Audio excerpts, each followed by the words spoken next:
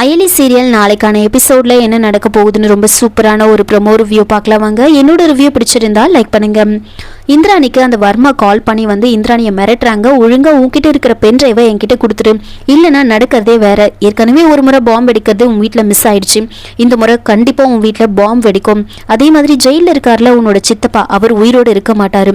எனக்கு அந்த pen drive என் கைக்கு வந்தாகணும், அதனால என்கிட்ட அந்த பென் டிரைவ் வந்து கொடுத்துரு அப்படின்னு வந்து இந்திராணியை வந்து மிரட்டுறாங்க.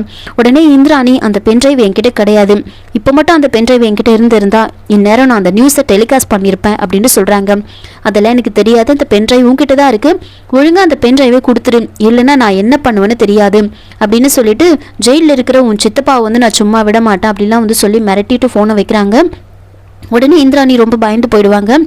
என்ன இது, நம்ம சித்தப்பாக்கு ஏதாவது ஆயிடுச்சுன்னா என்ன பண்ணுறது, நம்ம குடும்பத்துக்கு ஏதாவது ஆயிடுச்சுன்னா என்ன பண்ணுறது, இல்லாத பென் டிரைவை நான் எங்கன்னு போய் தேடுவேன் அப்படின்னு சொல்லிட்டு இந்திராணி ஒரு பக்கம் பயந்து போயிருப்பாங்க. மறுநாள் ஒரு பூஜைக்கு வந்து இந்திராணி ஏற்பாடு பண்ணியிருப்பாங்க. அப்போ வந்துட்டு இந்த மாதிரி பூஜைக்கு வந்து வீட்டோட மூத்த பையன் தான் உட்காரணும் அப்படின்னு வந்து சொல்கிறாங்க. அப்போது ரித்திகாவையும் கபிலனையும் வந்து உட்கார சொல்லுவாங்க. அப்போ இந்திராணி என்ன சொல்கிறாங்கன்னா, அயலியும் சிவாவும் உட்காரட்டும் அப்படின்னு வந்து சொல்கிறாங்க. அவங்க கூட இவங்களும் உட்காரட்டும் அப்படின்னு சொன்னதுமே அதை கேட்டு செல்வநாயகி வந்துட்டு எதுக்காக அவங்க உட்காரணும்னு சொல்ற அப்படின்னு கேட்க, இந்திராணி வந்துட்டு அவங்களும் புதுசாக கல்யாணம் ஆனவங்க தானே, அவங்களும் உட்கார்ந்தா நல்லது தானே, அதனாலதான் உட்கார சொல்ற அப்படின்னு சொல்றாங்க. அப்ப செல்வநாயகி இந்திராணி சொன்னதுக்கு சரி ஓகே அப்படின்னு சொல்லிடுவாங்க. இதனால ரித்திகாவுக்கு ரொம்ப கோவம் வந்துடும். என்ன இது, அத்தையே இப்படி சொல்லிட்டாங்க அப்படின்னு சொல்லிட்டு தனியாக புலம்பிட்டு இருப்பாங்க. எனக்கு இந்த வீட்டில் இருந்தது ஒரே சப்போர்ட் அவங்க தான், அவங்களும் இப்படி சொல்லிட்டாங்களே அப்படின்னு ரொம்ப கோவமாக இருக்காங்க. எல்லா இடத்துலையும் வந்துட்டு அந்த அயலி குறுக்க வந்துக்கிட்டே இருக்கா. இந்த வீட்டில் இந்திராணி சப்போர்ட்னா அந்த வீட்டில் வந்து பாட்டி சப்போர்ட் பண்ணிட்டு இருப்பாங்க.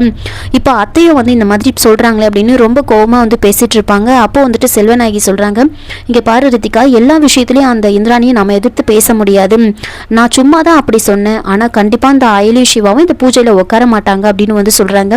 என்ன சொல்றீங்க, எப்படி உட்கார மாட்டாங்கன்னு சொல்றீங்க அப்படின்னு கேட்க, அதுக்கு என்கிட்ட ஒரு ஐடியா இருக்கு. ஐயர் வந்துட்டு பூஜைக்கு ரெட் கலர் சாரி தானே கட்டணும்னு சொன்னாரு, அந்த ரெட் கலர் சாரியை எடுத்துட்டு வந்து நம்ம எரிச்சிடலாம், அப்புறம் எப்படி அவ பூஜையில உட்காருவா, அதுக்குள்ள நீ ரெடியாக இந்த பூஜையில உட்காந்துரு அப்படின்னு வந்து சொல்றாங்க. அதனால வந்துட்டு அயலி சிவாவும் ரெடி ஆகிறதுக்காக அயலி என்ன பண்ணிருப்பாங்கன்னா ரெட் கலர் சாரியை வந்து எடுத்து பெட் மேல வச்சிருப்பாங்க. ஒரு ஃபோன் கால் வந்ததுன்னு அயலி வந்து வெளியில போறாங்க. அந்த கேப்ல வந்துட்டு செல்வநாயகி என்ன பண்றாங்கன்னா அங்கே வந்து ரூம்குள்ளே வந்து அந்த சாரியை வந்து அங்கேருந்து எடுத்துகிட்டு போயிடுவாங்க. எடுத்துகிட்டு போய் வெளியில் போட்டு அதை எரிச்சிடுவாங்க. எரிச்சதுக்கு அப்புறமா வந்துட்டு இவங்க வந்து பூஜைக்கு வந்து ரெடி ஆகிட்டு இருப்பாங்க. அயலி வந்து பார்க்குறாங்க, என்னடா சாரி இங்கே தானே வச்சுட்டு போனோம், எங்கே போச்சு அப்படின்னு தேடிட்டு இருப்பாங்க.